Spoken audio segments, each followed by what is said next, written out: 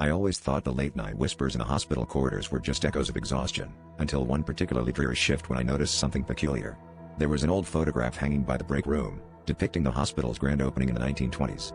As I squinted at the faded faces, I felt a cold shiver when I recognized one of them, a nurse with my likeness, standing eerily amongst the crowd. My heart pounded, but I brushed it off as a trick of the light.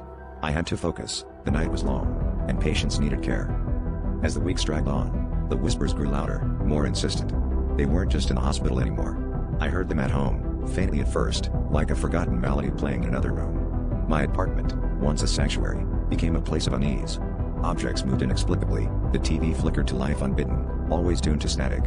One evening, while washing my face, I looked up to see the nurse from the photograph staring back at me in the mirror, her eyes devoid of life, yet filled with a knowing sadness.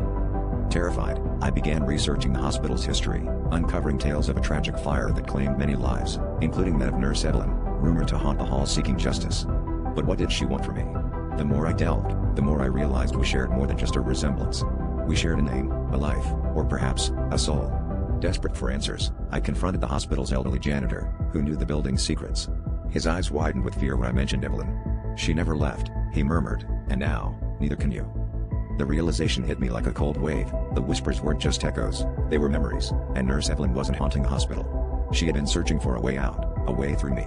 That night, I returned to the hospital, driven by a compulsion I couldn't resist. As I walked the familiar corridors, the whispers crescendoed into a single, haunting plea. The lights flickered, and the air grew oppressive. Behind me, a shadow loomed, merging with my own.